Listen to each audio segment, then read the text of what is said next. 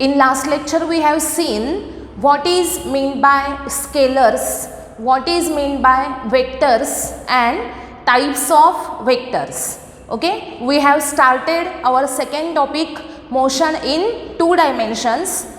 In textbook the name of the topic is mathematical methods, and in reference books the name of the topic is vectors. Okay, in this topic, in previous lecture, first we have seen that what is meant by a scalar. What is a scalar? The physical quantity which is having only magnitude and not the direction are called as the scalars. We have seen the examples of scalars which are length, mass, time, temperature, etc. These quantities are having only magnitude, so these quantities are called as scalars. Scalars can be represented by using the magnitude and its unit.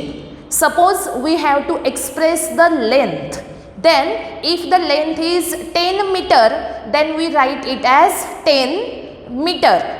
In this, 10 is the magnitude of the length and meter is the SI unit of length. In this way, scalars can be represented by using the magnitude and its unit. Okay, now what is a vector quantity? A physical quantity which is having both magnitude and direction is called as the vector quantity. Vector म्हणजे काय? ज्याला magnitude पण आहे आणि direction पण आहे, अशा physical क्वांटिटीला काय म्हटलं जाईल तर वेक्टर फिजिकल क्वांटिटी असं म्हटलं जाईल. मग वेक्टर्सचे एक्झाम्पल्स आपण बघितलेले आहेत. काय एक्झाम्पल्स होते वेक्टरचे? Displacement, velocity, acceleration, force. हे एक्झाम्पल कशाचे आहेत तर वेक्टर फिजिकल क्वांटिटीजचे. ओके, वेक्टर रिप्रेझेंट करताना तो कसा केला जातो तर सिम्बॉल आणि त्याच्यावर काय दिला जातो? ॲरो दिला जातो. बरोबर, सिम्बॉल आणि त्याच्यावर ॲरो. सपोज आपल्याला व्हेलॉसिटी रिप्रेझेंट करायची असेल तर व्हेलॉसिटीचा सिम्बॉल व्ही असेल आणि त्याच्यावर त्याचा ॲरो दिला जाईल व्ही बार. हे काय इंडिकेट करेल तर व्हेलॉसिटी वेक्टर इंडिकेट करेल. ॲक्सेलरेशन वेक्टर लिहायचा आहे तर तो कसा लिहिला जातो? स्मॉल ए आणि त्याच्या डोक्यावर ॲरो द्यायचा. ए बार म्हणजे काय असतो? Acceleration vector. अशाच प्रकारे जर तुम्हाला फोर्स वेक्टर रिप्रेझेंट करायचा असेल तर तो कसा केला जातो? F bar. ओके, अशा टाईपमध्ये आपण बघितलेलं आहे की वेक्टर रिप्रेझेंट कसा केला जातो. त्यानंतर आपण वेक्टरचे डिफरंट टाईप्स बघितले. त्या टाईप्समध्ये फर्स्ट टाईप कोणता होता? Zero vector. What is meant by a zero vector? A vector having zero magnitude in particular direction.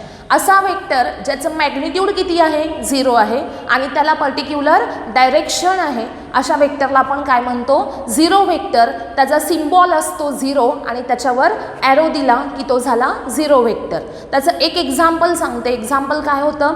Displacement vector of a stationary particle is a zero vector. त्यानंतर आपण second type वेक्टरचा बघितला, तो म्हणजे कोणता होता तर रिझल्टंट वेक्टर. रिझल्टंट आपण कधी फाइंड आउट करतो?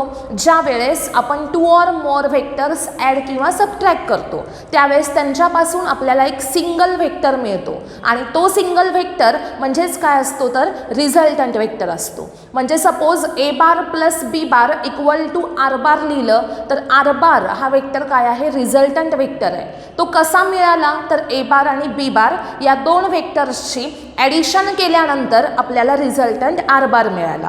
मग रिझल्टंट वेक्टर म्हणजे काय? डेफिनिशन आपण बघितली. अ vector which is a single vector which represents the same effect as produced by all vectors together.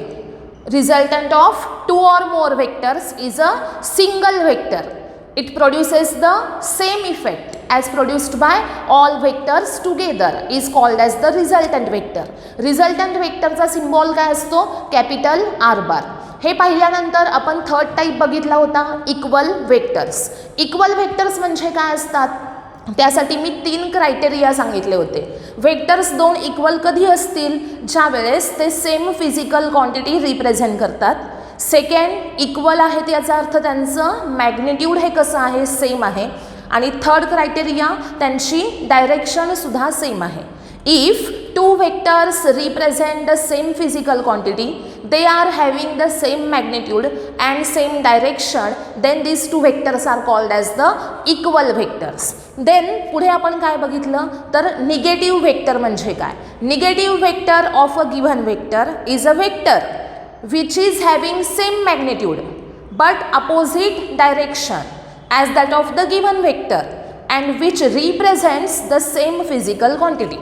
दोन वेक्टर निगेटिव्ह वेक्टर कधी होतात तर ज्या वेळेस त्या दोन वेक्टर्सकडून सेम फिजिकल क्वांटिटी रिप्रेझेंट केली जाते आणि पुढे काय सांगितलं मी, त्यांचं मॅग्निट्यूड कसं आहे, सेम आहे आणि डायरेक्शन कशी आहे, अपोजिट आहे. त्या केसमध्ये त्या वेक्टर्सला काय म्हटलं जाईल, निगेटिव्ह वेक्टर्स. त्यानंतर नेक्स्ट आपण बघितला होता पोझिशन वेक्टर. पोझिशन वेक्टर म्हणजे असा वेक्टर जो एखाद्या पार्टिकलची गिव्हन कोऑर्डिनेट सिस्टीममध्ये असणारी पोझिशन रिप्रेझेंट करेल.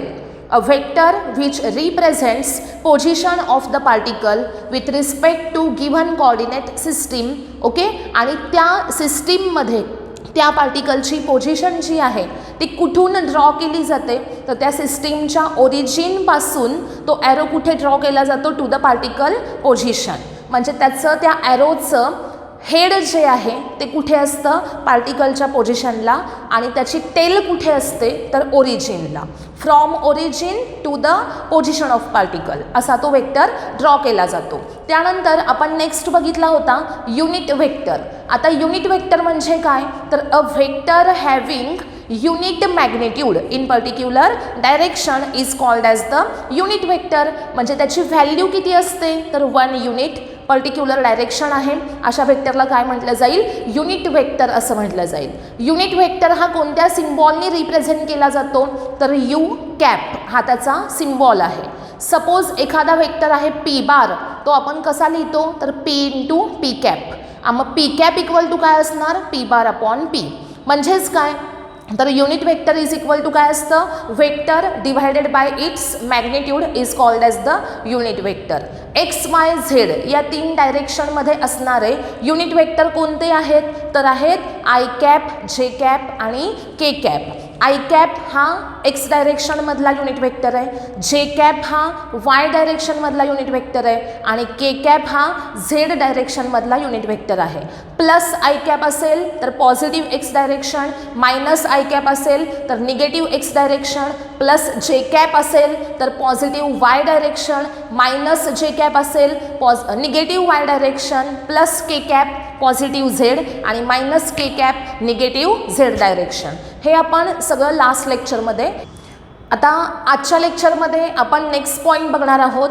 फर्स्ट आपला पॉईंट आहे व्हेक्टर ऑपरेशन्स. या व्हेक्टर ऑपरेशन्समध्ये आपल्याला व्हेक्टरवर जे काही डिफरंट ऑपरेशन्स परफॉर्म केले जातात ते ऑपरेशन्स स्टडी करायचे आहेत. याच्यामध्ये फर्स्ट काय आहे बघा, multiplication of a vector by a scalar. काय केलं इथे तर एका व्हेक्टरला मल्टिप्लाय कशाने केलेलं आहे, स्केलर क्वांटिटीनं मल्टिप्लाय केलं आहे. मग ॲन्सर काय येईल हे आपल्याला बघायचं आहे. आता इथे याचा एक रूल आहे, तो पहिल्यांदा लक्षात ठेवा. A bar is equal to B into C bar. म्हणजे इथे काय केलं तर हा एक व्हेक्टर आहे, हा सी बार काय आहे, वेक्टर आहे, बी जो आहे तो स्केलर आहे. या दोघांचं मल्टिप्लिकेशन केलं की जे आपल्याला ॲन्सर मिळतं ते कसं असतं, वेक्टर असतं. म्हणजे रूल काय सांगतो तर when we multiply a vector by a scalar then we get a vector physical quantity. When we multiply a vector by a scalar then we get a vector physical quantity which is in the same direction of the given vector. याचा अर्थ काय तर a bar is equal to b into c bar असं आपण लिहितो, बरोबर.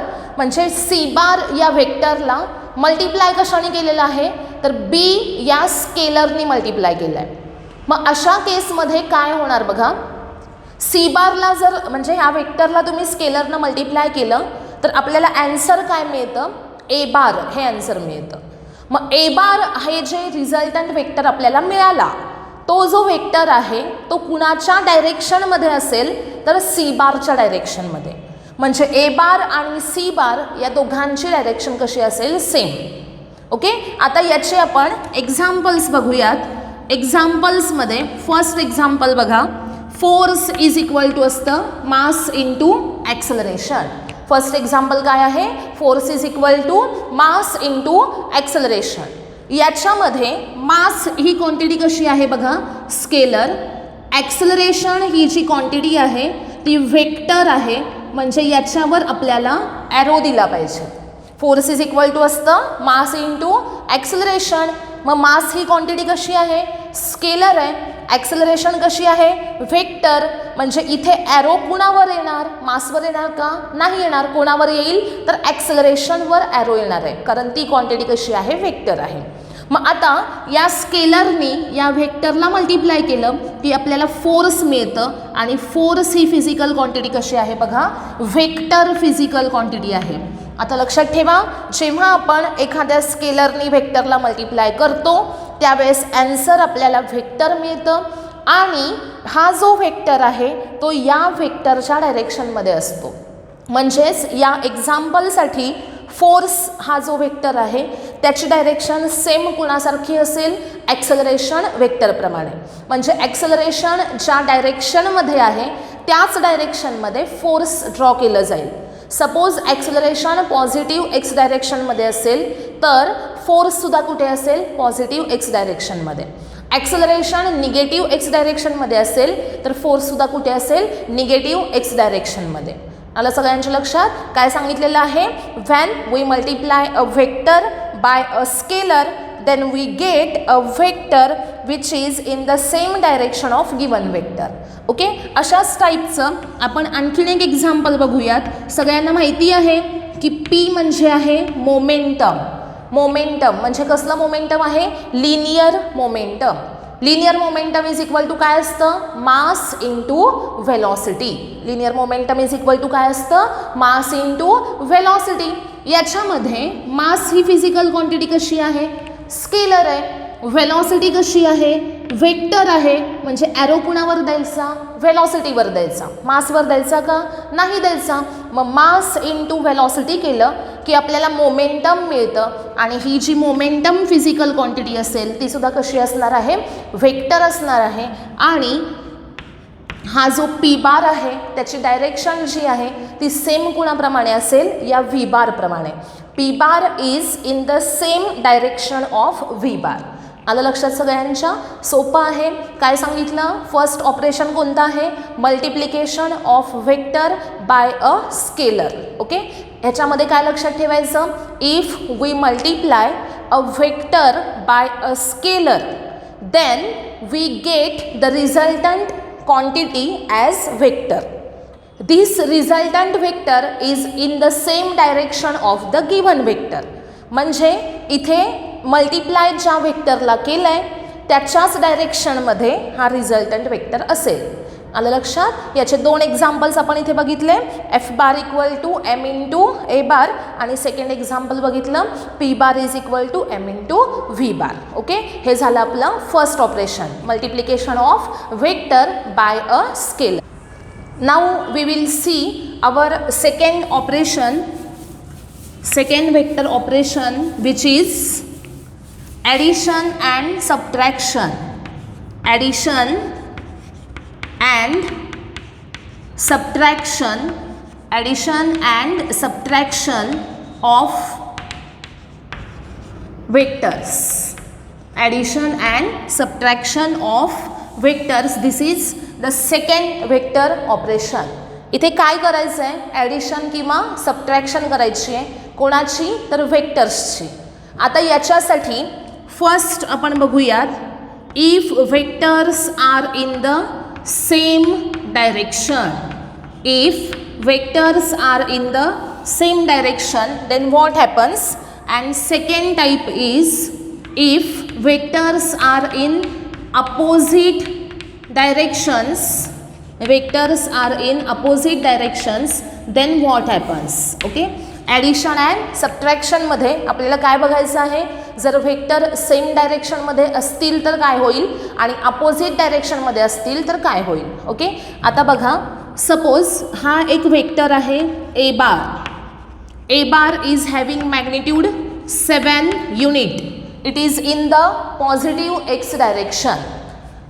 Then I draw the second vector b bar which is having magnitude 5 unit. Okay, there are two vectors a bar and b bar. A bar is in the right direction, that is positive x direction. It is having magnitude 7 unit. Then the second vector is b bar. It is having magnitude 5 unit and it is in the direction of positive x axis. Then if two vectors are in the same direction, then r bar, it is the resultant of a bar and b bar. r bar काय आहे तर a bar आणि b bar या दोघांचा काय आहे तो resultant आहे. मग r bar कसा फाइंड आउट केला जाईल तर a bar plus b bar. R bar equal to काय असणार आहे, ए बार प्लस बी बार. आता ए बारचं इथे मॅग्निट्यूड किती आहे बघा 7 आणि बी बारचं मॅग्निट्यूड किती आहे 5. म्हणजे इथे आपण म्हणूयात की आर बारचं मॅग्निट्यूड कसं काढायचं तर ए बारचं मॅग्निट्यूड घ्यायचं प्लस बी बारचं मॅग्निट्यूड घ्यायचं. ओके, इथे आपण काय लिहितोय, R bar is equal to A bar plus B bar. हा आपला रिझल्टंट व्हेक्टर आहे. कसा फाइंड आउट केला तर ए बार आणि बी बार या दोन व्हेक्टर्सची ॲडिशन घेतल्यानंतर आपल्याला आर बार हा रिझल्टंट व्हेक्टर मिळतो आणि ज्याचं मॅग्निट्यूड जे आहे ते ए बारच्या मॅग्निट्यूडची आणि बी बारच्या मॅग्निट्यूडची ॲडिशन केल्यानंतर आपल्याला मिळेल. सो आर बारचं मॅग्निट्यूड कसं लिहायचं, मॅग्निट्यूडसाठी बार लिहायचे दोन साईडला आणि त्याच्यामध्ये काय लिहिलं R bar. Magnitude of R bar, आता हे बघा पुढे, मॅग्निट्यूड ऑफ आर बार जे आहे त्याला आपण आर म्हणू शकतो. मॅग्निट्यूड ऑफ ए बार जे आहे त्याला आपण ए म्हणू शकतो plus magnitude of B bar जे आहे त्याला आपण बी म्हणू शकतो. So we can write R is equal to A plus B. आता एची मॅग्निट्यूड किती आहे बघा 7 युनिट आहे. बीचं मॅग्निट्यूड किती आहे 5 युनिट आहे. मग 7 प्लस 5 झाले किती 12. मग 12 युनिट हे कुणाचं मॅग्निट्यूड मिळालं आपल्याला, रिझल्टंट आरचं मॅग्निट्यूड मिळालं. म्हणजे आर बार हा जो व्हेक्टर आहे त्याचं मॅग्निट्यूड आर हे किती आहे 12 युनिट आहे आणि हे दोन व्हेक्टर सेम डायरेक्शनमध्ये होते त्यामुळं या दोन व्हेक्टर्सची ॲडिशन केल्यानंतर हा आपल्याला आर बार मिळतो आणि याचं मॅग्निट्यूड असतं 12 युनिट. आता हे लक्षात ठेवायचं आहे आपल्याला की जर दोन व्हेक्टर सेम डायरेक्शनमध्ये असतील तर त्यांची ऑलवेज काय होणार आहे ॲडिशन होणार आहे. ॲडिशन केल्यानंतर त्यांच्या मॅग्निट्यूडची ॲडिशन झाल्यानंतर त्या मॅग्निट्यूडचा रिझल्टंट असेल आणि ते दोन व्हेक्टर ज्या डायरेक्शनमध्ये आहेत त्याच डायरेक्शनमध्ये त्या रिझल्टंटची पण डायरेक्शन असेल. आलं लक्षात. इथे ए बार बी बार हे कुठे आहेत पॉझिटिव्ह एक्स डायरेक्शनमध्ये. ए बार आणि बी बार या दोघांचा रिझल्टंट म्हणजे A bar plus B bar equal to R bar असेल. हा सुद्धा कुठे असणार आहे तर पॉझिटिव्ह एक्स डायरेक्शनमध्ये आणि त्याची व्हॅल्यू किती असेल तर 7 प्लस 5 म्हणजे किती असेल 12 युनिट. मग 12 युनिट एवढं मॅग्निट्यूड असणारा या दोघांचा रिझल्टंट हा कुठे असेल टुवर्ड्स राईट म्हणजे along the positive X direction. Rule काय असेल इथे मग same डायरेक्शनसाठी if 2 or more vectors are in the same direction then we add the vectors. Okay, vectors काय केले जातील ॲड केले जातील. याचाच अर्थ त्यांचे मॅग्निट्यूड काय होतील ॲड होतील. मॅग्निट्यूडची सगळ्या ॲडिशन करा. ॲडिशन केल्यानंतर तुम्हाला रिझल्टंटचं मॅग्निट्यूड मिळेल आणि तो त्या मॅग्निट्यूडचा रिझल्टंट हा कोणत्या डायरेक्शनमध्ये असेल तर गिव्हन वेक्टरच्या डायरेक्शनमध्ये आहेत त्याच डायरेक्शनमध्ये रिझल्टंट वेक्टर आहे. मग ए बार बी बार पॉझिटिव्ह एक्सला असतील तर आर बार सुद्धा पॉझिटिव्ह एक्सलाच असेल. सपोज मी या दोघांची डायरेक्शन निगेटिव्ह एक्स केली म्हणजे हा ॲरो काढून इकडे दिला तर काय होईल, रिझल्टंटची डायरेक्शन काय होईल, चेंज होईल. बघा सपोज हा ए बार होता, त्याचा ॲरो मी इकडे केला, हा बी बार होता, त्याचा ॲरो इकडे केला, म्हणजे हे दोन्ही व्हेक्टर आता कुठे आहेत, निगेटिव्ह एक्स डायरेक्शनमध्ये आहेत. मग हा जो रिझल्टंट व्हेक्टर आपल्याला मिळतो तो सुद्धा कुठे असतो, निगेटिव्ह एक्स डायरेक्शनमध्ये. म्हणजे यांची डायरेक्शन जी आहे दोघांची तीच कुणाची असणार आहे, रिझल्टंटची. आलं लक्षात सगळ्यांच्या. If two vectors are in the same direction then we add the vectors and magnitude of the resultant vector is equal to addition of magnitudes of individual vectors and the resultant vector is in the same direction of given vectors. Okay, हा झाला same डायरेक्शनमध्ये vector असतील तर त्यांच्यासाठी काय operations होतील. आता second बघायचं आहे आपल्याला, if two vectors are in opposite directions.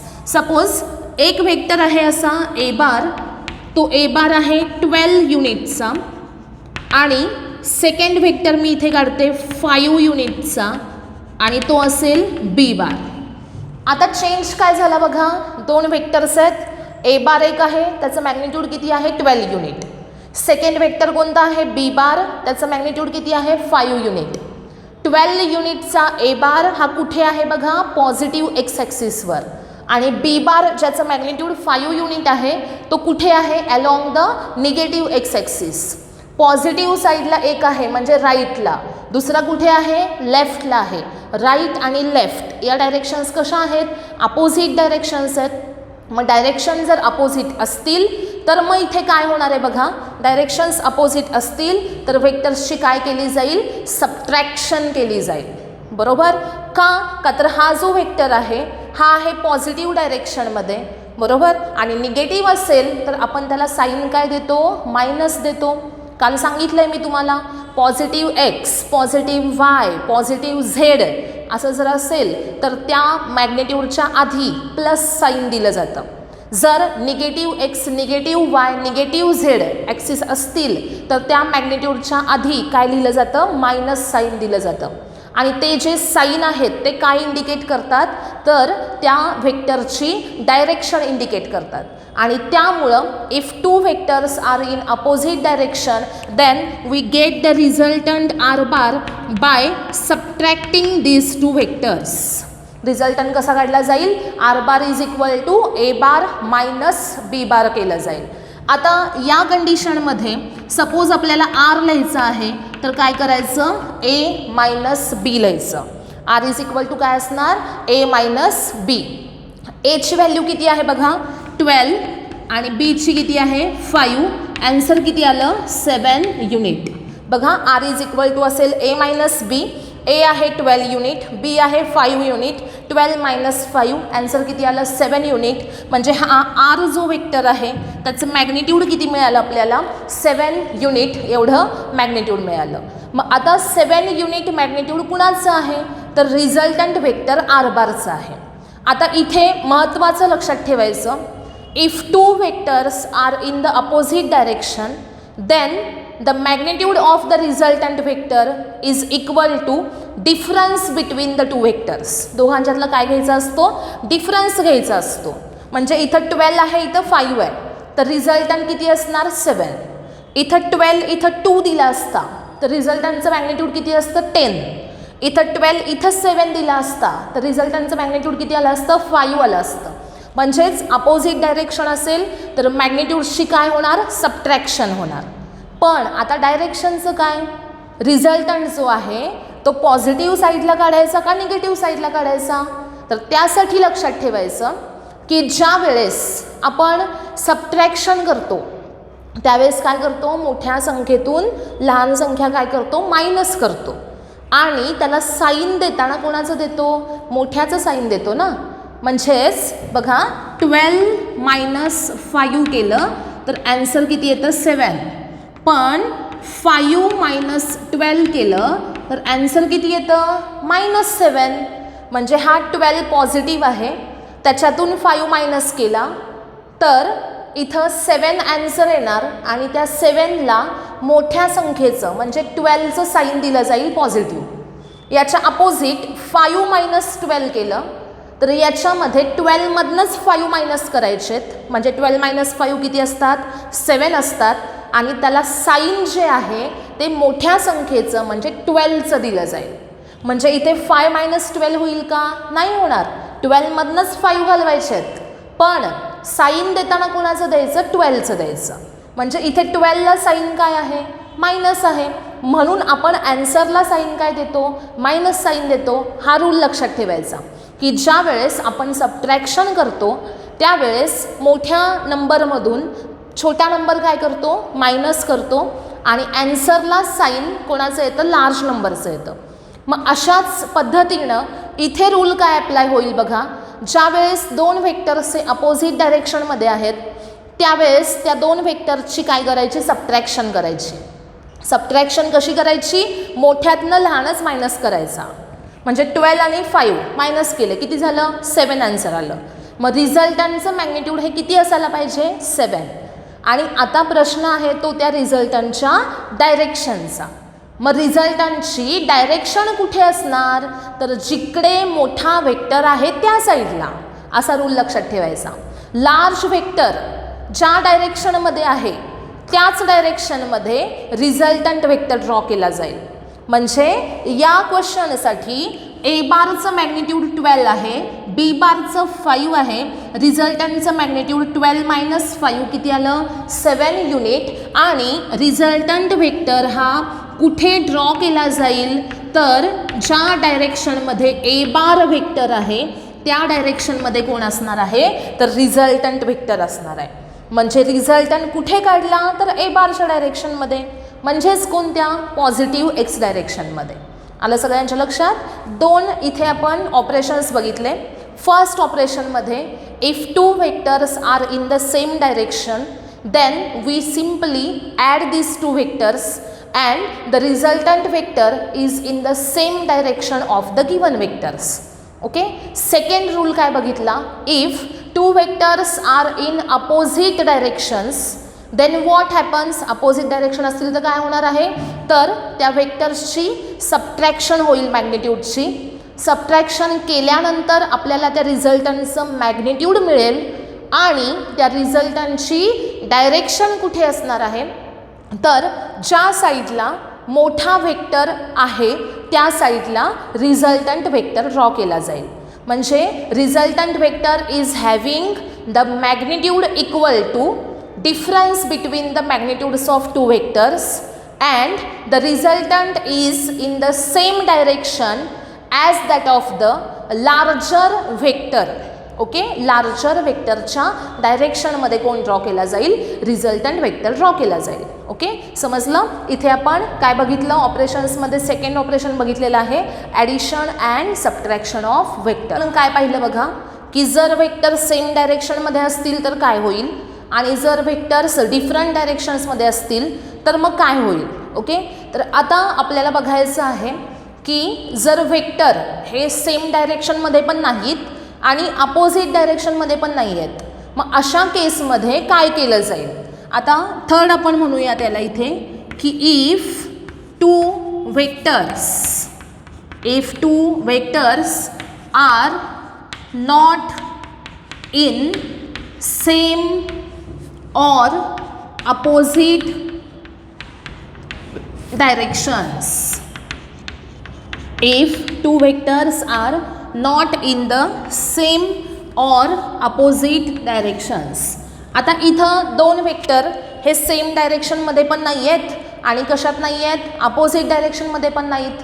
मग अशा केसमध्ये काय केलं जाईल, तर अशा केसमध्ये बघा, सपोज हा एक वेक्टर आहे, हा कोणता आहे, पी बार हा वेक्टर आहे, ह्याला आपण इथे नाव देऊया ओ ए, आणि तो वेक्टर आहे पी बार.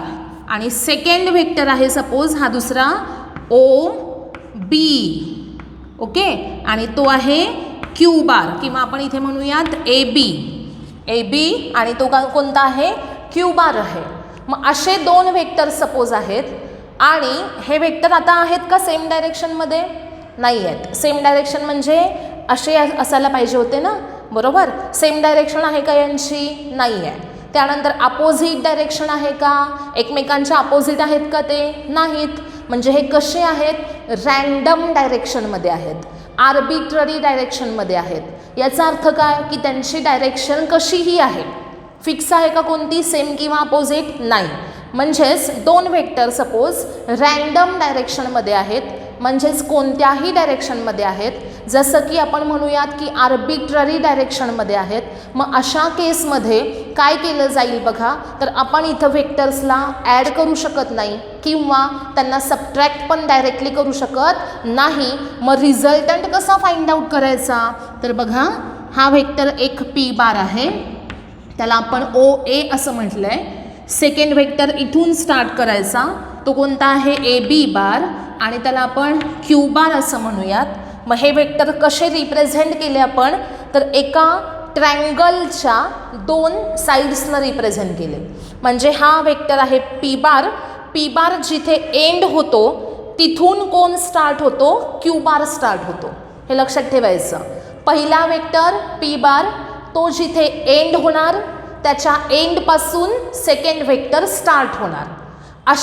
अशा प्रकारे आपण ते दोन वेक्टर्स इनकम्प्लीट ट्रँगलच्या दोन ॲडजस्टंट साईड्सनं काय केले, रिप्रेझेंट केले. मग आता या दोघांचा रिझल्टंट काढण्यासाठी आपण काय केलं आहे, तर ट्रँगलच्या दोन साईड्सला, ॲडजस्टंट साईडला हे दोन वेक्टर दाखवले. मग आता रिझल्टंट कुठे आहे, तर ही जी रिमेनिंग साईड आहे ना, ही साईड म्हणजे काय असते, रिझल्टंट आर बार. ओके, आता याच्यामध्ये ॲरो दिला पाहिजे. ओके, रिमेनिंग साईड जी आहे ती जॉईन केली आपण, म्हणजे तो काय झाला, रिझल्टंट झाला. पण त्याचा ॲरो नक्की कोणत्या डायरेक्शनमध्ये काढायचा, तर इथे लक्षात ठेवायचं, फर्स्ट वेक्टरच्या स्टार्टिंग पॉईंटपासून, फर्स्ट वेक्टरच्या स्टार्टिंग पॉईंट इथं आहे ना ओ, तिथपासून सेकंड वेक्टरच्या एंड पॉईंटकडे जाणारा ॲरो काढायचा. ॲरो कुठून स्टार्ट झाला पाहिजे रिझल्टंटचा, from the starting point of first vector to the end point of second vector. म्हणजे फर्स्ट वेक्टरचा स्टार्टिंग पॉईंट आहे ओ, तिथून ॲरो स्टार्ट झाला, कुठंपर्यंत काढला, तर सेकंड वेक्टरच्या एंड पॉईंट म्हणजे बी पर्यंत, ओ टू बी असा ॲरो आपण ड्रॉ केला.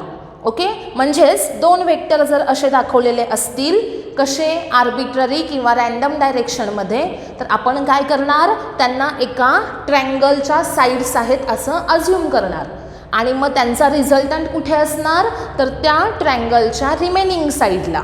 आणि ती रिमेनिंग साईड जी आहे त्याच्यावर जर रिझल्टंट दाखवला तर त्याचा ॲरो कसा असेल, तर starting point of first vector to the end point of second vector.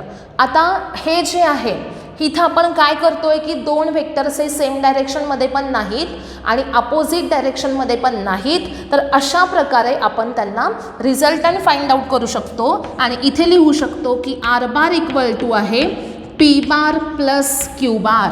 हे लक्षात ठेवायचं आहे की इथं जो वेक्टर आपण फर्स्ट ड्रॉ केलेला आहे तो वेक्टर फर्स्ट आला, सेकंड काय केला आपण, सेकंड वेक्टर ड्रॉ केला क्यू बार, तो सेकंड आला, आणि इथे आर बार म्हणजे काय झाला, रिझल्टंट झाला. आलं लक्षात सगळ्यांच्या. मग P bar plus Q bar is equal to काय असणार आहे, आर बार. आणि हा जो लॉ आहे इथं ॲडिशन आणि सबट्रॅक्शनसाठी, त्या लॉला म्हटलं जातं ट्रँगल लॉ. कसला लॉ म्हटला जातो, triangle law of vector addition. कसला लॉ आहे, triangle law of vector addition. आता ट्रँगल लॉ ऑफ वेक्टर ॲडिशनचं स्टेटमेंट काय असेल, ओके, स्टेटमेंट काय असेल बघा. जर तुम्हाला विचारलं की जर दोन वेक्टर सेम डायरेक्शनमध्ये पण नाही आहेत, अपोजिटमध्ये पण नाही आहेत, तर तुम्ही कोणता लॉ वापरू शकता ॲडिशनसाठी, ट्रँगल लॉ वापरू शकता. मग ट्रँगल लॉ कसा आहे बघा, आपल्याला याचं मिनिंग कळलं. काय समजलं की जे दोन वेक्टर ॲड करायचे आहेत ते दोन वेक्टर कसे रिप्रेझेंट करायचे, ट्रँगलच्या दोन ॲडजसंट साईडला, बरोबर. आणि मग रिझल्टंट कुठे असणार आहे, तर त्या ट्रँगलच्या रिमेनिंग साईडवर, थर्ड साईडवर. आणि कुठून ड्रॉ करायचा, starting point of first vector to the end point of second vector. आणि मग रीड करताना कसं करायचं, तर इथून रीड केला, हा आहे P bar plus Q bar is equal to काय असतो, आर बार. हे जे आहे ते ट्रँगल लॉ आहे. मग ट्रँगल लॉचं जर स्टेटमेंटमध्ये कन्वर्ट करायचा झाला तर आपल्याला ते पाठ होत नाही, कारण आपल्याला हे मिनिंग माहिती नसतं. जर तुम्हाला मिनिंग प्रॉपरली माहिती असेल तर ट्रायंगल लॉचं स्टेटमेंट काही अवघड नाही. आता स्टेटमेंट मी जे सांगते ते बघा. If two vectors are represented in magnitude and direction. Vector always कसा रिप्रेझेंट केला जातो? मॅग्निट्यूड आणि डायरेक्शनमध्ये. If two vectors are represented in magnitude and direction by two adjacent sides of a triangle. काय सांगितलं त्यांनी? If two vectors are represented in magnitude and direction by two sides of a triangle. दोन vector इथे आपण represent केले. कशामध्ये? Magnitude आणि डायरेक्शनमध्ये. कशाने रिप्रेझेंट केले? तर ॲडजसंट साइड्सने रिप्रेझेंट केले. कोणाच्या? ट्रायंगलच्या. Okay. Then what happens? Resultant is drawn represented by the third side of the triangle. Okay, if the two vectors are represented in magnitude and direction by two adjacent sides of the triangle, then their resultant is represented in magnitude and direction by third side of the triangle, which is drawn from starting point of the first vector to the end point of the second vector. हे झालं statement त्याचं. Okay. जर तुम्हाला हे meaning कळलं असेल तर statement लिहायला अवघड आहे का? नाही. मग आता आपण इथे स्टेटमेंट लिहूयात. स्टेटमेंट काय असेल सांगा? ट्रायंगल लॉचं काय असेल? If two vectors of same type. हे एक लक्षात ठेवायचं की दोन वेक्टर हे कशाचे असले पाहिजेत? सेम टाईपचे. कारण वेक्टर ॲडिशन करताना किंवा वेक्टर सबट्रॅक्शन करताना तुम्हाला काल सांगितलं होतं मी, याच्या आधीच्या लेक्चरमध्ये सांगितलेलं आहे की जर सेम टाईपचे वेक्टर्स असतील तरच तुम्ही ॲड करू शकता. डिफरंट टाईपचे वेक्टर तुम्ही ॲड करू शकता का? नाही. म्हणजेच force can be added with only force. Velocity can be added with only velocity. Force can not be added with velocity. बरोबर. म्हणजे वेक्टर्स कोणत्या टाईपचे ॲड केले जातात? फक्त सेम टाईपचे. मग स्टेटमेंटमध्ये काय येईल बघा. If two vectors of same type are represented. Vector represent करताना कशामध्ये केला जातो? तर represented in magnitude and direction. Magnitude and direction कुठं रिप्रेझेंट केले हे दोन वेक्टर्स? तर by two adjacent sides of a triangle. Then we can say that then the resultant vector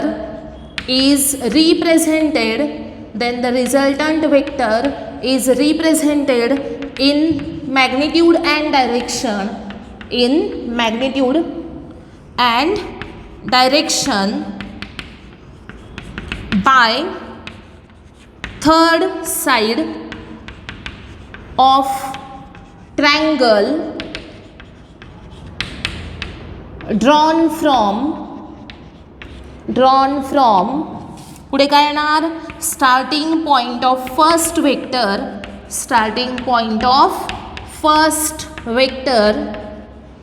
to the end point of second vector.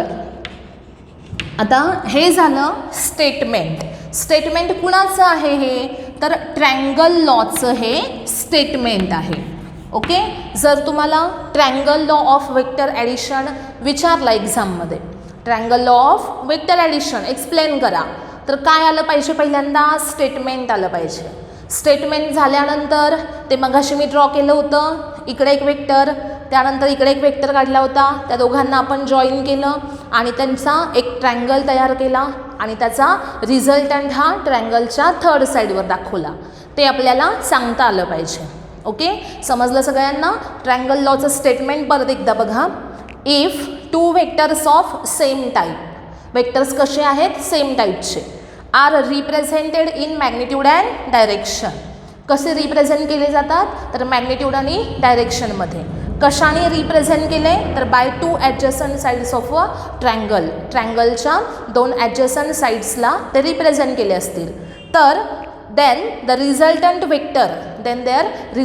vector is represented in magnitude and direction. Resultant सुद्धा काय आहे वेक्टरच आहे, मग त्याला पण काय आहे magnitude आहे, डायरेक्शन आहे. Resultant vector is represented in magnitude and direction by third side of the triangle. कसा रिप्रेझेंट केला जाईल तर त्या ट्रँगलच्या थर्ड साईडनं रिप्रेझेंट केला जाईल. आणि पुढे काय सांगितलं, drawn from starting point of first vector to the end point of second vector. जर आर्बिट्ररी डायरेक्शनमध्ये वेक्टर असतील तर त्यांना ट्रँगलच्या 2 ॲडजसंट साईडला एक वेक्टर एंड झाला की त्याच्यापासून दुसरा वेक्टर पुढे स्टार्ट होतो, अशा कंडिशनमध्ये रिप्रेझेंट केलं जाईल. आणि त्यांचा रिझल्टंट वेक्टर जो आहे तो कुठे असेल तर थर्ड साईडवर असेल. कुठून कुठे ड्रॉ केला जाईल तर पहिल्या वेक्टरच्या स्टार्टिंग पॉईंटपासून सेकंड वेक्टरच्या एंड पॉईंटपर्यंत. हा झाला triangle law of vector addition. याच्यावरचं एक 2 एक्झाम्पल्स घेऊयात आपण. ट्रँगल लॉ ऑफ वेक्टर ॲडिशनवरचे एक्झाम्पल्स बघा. सपोज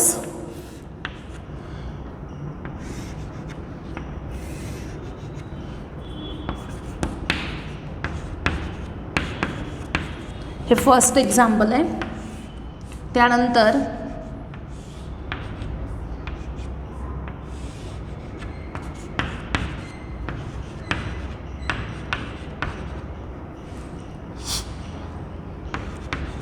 हे सेकंड एक्झाम्पल. आता याच्यामध्ये तुम्हाला ट्रँगल लॉ यूज करायचा आहे, तर कसा करणार सांगा मला. काय शोधायचं पहिल्यांदा की फर्स्ट वेक्टर एंड झाला आणि त्याच्यापासून सेकंड वेक्टर स्टार्ट झाला, असं कुठे आहे ते बघायचं. म्हणजे हा इथून फर्स्ट वेक्टर चालू झाला, याच्या एंड पॉईंटपासून सेकंड वेक्टर इकडे गेला, बरोबर. म्हणजे याची आणि याची काय झाली पाहिजे, ॲडिशन झाली पाहिजे. आणि या दोघांचा रिझल्टंट हा इथे असला पाहिजे, बरोबर. आणि जो कुठून काढला आहे या फर्स्ट वेक्टरच्या स्टार्टिंग पॉईंटपासून सेकंड वेक्टरच्या एंड पॉईंटपर्यंत काढला आहे. म्हणजे असं लिहू शकतो ना आपण इथे, फर्स्ट वेक्टर कोणता असायला पाहिजे, ए बार. त्याच्यापासून दुसरा स्टार्ट झाला म्हणजे तो सेकंड वेक्टर असेल सी बार. ए बार आणि सी बारची ॲडिशन केली तर आपल्याला रिझल्टंट वेक्टर काय मिळतो तर बी बार. म्हणजे A bar plus C bar is equal to काय असेल बी बार. असा इथे आपण ट्रँगल लॉ यूज केला. हे MCQमध्ये सुद्धा विचारलं जातं. तुम्हाला डायग्रॅम दिली जाते आणि करेक्ट ऑप्शन त्यातला शोधायचा असतो. आता इथे बघा, इथे कसा यूज करायचा बघा. आता आपण असं म्हणू शकतो का की P bar plus Q bar equal to R bar होईल का, नाही होणार. बघा पी बार असा गेला आहे, क्यू बार इथूनच गेला आहे ना असा, मग दोघांची ॲडिशन होईल का, नाही. सगळ्यात पहिल्यांदा चेक काय करायचं तर फर्स्ट वेक्टर एंड झाला, त्याच्यापासून पुढे सेकंड वेक्टर स्टार्ट झाला, अशी कंडिशन शोधायची. म्हणजे हा फर्स्ट वेक्टर सपोज आपण कन्सिडर केला पी बार, तो इथं एंड झाला आणि त्याच्यापासून सेकंड वेक्टर स्टार्ट झाला. म्हणजे ॲडिशन होताना हा फर्स्ट वेक्टर आहे पी बार, त्यानंतर येणारा सेकंड वेक्टर आहे आर बार, मग P bar plus R bar झाला इज इक्वल टू. आता रिझल्टंट ड्रॉ कसा केला आहे बघा. हा फर्स्ट वेक्टर याच्या स्टार्टिंग पॉईंटपासून या सेकंड वेक्टरच्या एंड पॉईंटपर्यंत, म्हणजे P bar plus R bar is equal to काय आहे क्यू बार. म्हणजे इथे ट्रँगल लॉ असा ॲप्लाय केला जाईल की P bar plus R bar equal to काय असेल क्यू बार असेल. म्हणजे आपल्याला एक्झाम्पल्समध्ये सिक्वेन्स कसाही दिला असेल तरी ट्रँगल लॉ काय करता आला पाहिजे, ॲप्लाय करता आला पाहिजे. ओके. आता हे सपोज असं दिलं आहे आपल्याला, बघा. आणि इथे आहेत ए बार, सी बार आणि बी बार असे नेम आहेत. तर आता सांगा इथे ट्रँगल लॉ कसा ॲप्लाय होईल. फर्स्ट वेक्टर कोणता याच्यातला, फर्स्ट वेक्टर शोधायचा. हा फर्स्ट वेक्टर आहे, बरोबर. त्यानंतर याच्या एंड पॉईंटपासून चालू होणारा हा सेकंड वेक्टर आहे. आणि हा जो आहे सी बार हा काय असणार आहे रिझल्टंट. कसा, फर्स्ट वेक्टरच्या स्टार्टिंग पासून सेकंड वेक्टरच्या एंडपर्यंत काढलेला. म्हणजे इथे काय ॲप्लाय होईल rule, A bar plus B bar is equal to काय असेल C bar. A bar plus B bar is equal to असेल सी बार. आता आणखीन एक एक्झाम्पल आपण बघूयात. कसेही आपल्याला ॲरो दिलेले असू देत काही फरक पडत नाही. आता इथे नावं आहेत एस टी यू अशी नावं दिली. आता सांगा याच्यामध्ये काय ॲप्लाय होईल ट्रायंगल लॉ. फर्स्ट वेक्टर कोणता असू शकतो यातला. हा फर्स्ट वेक्टर असेल. बघा इथून हा जाणारा फर्स्ट वेक्टर आहे. याच्या एंड पॉईंटपासून हा सेकंड वेक्टर ड्रॉ केला आणि या दोघांचा रिझल्टंट हा थर्ड वेक्टर आहे जो याच्या स्टार्टिंग पॉईंटपासून याच्या एंड पॉईंटपर्यंत काढला आहे. मग आता ॲडिशन लिहिताना फर्स्ट वेक्टर कोण S bar, second vector T bar is equal to काय असला पाहिजे रिझल्टंट यू बार. ओके. मग S bar plus T bar is equal to काय असेल यू बार. अशा प्रकारे काही एक्झाम्पल्स आपण घेतलेत. ट्रायंगल लॉचं स्टेटमेंट लक्षात ठेवा. If two vectors of same type are represented in magnitude and direction by two adjacent sides of a triangle, then the resultant of these two vectors is represented in magnitude and direction by third side of the triangle which is drawn from starting point of the first vector to the end point of the second vector. Okay. आता इथे आजच्या लेक्चरमध्ये आपण काय काय बघितलं. Vector ऑपरेशन्समध्ये first बघितलं multiplication of vector by a scalar. याच्यामध्ये आपल्याला काय समजलं की वेक्टरला जर स्केलरनं मल्टिप्लाय केलं तर ऑलवेज आपल्याला वेक्टर मिळतो which is in the same direction of given vector. त्यानंतर सेकंड बघितलं addition and subtraction of vectors. त्याच्यामध्ये सपोज दोन वेक्टर हे सेम डायरेक्शनमध्ये असतील तर ऑलवेज काय करायची ॲडिशन. सपोज दोन वेक्टर्स हे अपोजिट डायरेक्शनमध्ये असतील तर त्यांची काय करायची सबट्रॅक्शन. ज्यावेळेस आपण सेम डायरेक्शनमध्ये वेक्टर घेतो त्यावेळेस तो रिझल्टंट त्या वेक्टरच्याच डायरेक्शनमध्ये असतो. ज्यावेळेस दोन वेक्टर अपोजिट डायरेक्शनमध्ये आहेत त्यावेळेस रिझल्टंट वेक्टर जो आहे तो कोणाच्या डायरेक्शनमध्ये असेल लार्जर वेक्टरच्या डायरेक्शनमध्ये असेल. त्यानंतर नेक्स्ट आपण बघितलं की if two vectors are not in the same direction or not in the opposite. सेममध्ये पण नाहीत अपोजिटमध्ये पण नाहीत. मग अशा केसमध्ये काय केलं जाईल कोणता लॉ यूज केला जाईल triangle law of vector addition. Okay. याच्या पुढे हा triangle law commutative law associative law हे लॉ प्रूव्ह करण्यासाठी कसा यूज केला जातो आणि बाकीचे जे अजून वेक्टर ऑपरेशन्स आहेत हे आपण नेक्स्ट लेक्चरमध्ये बघणार आहोत. ओके.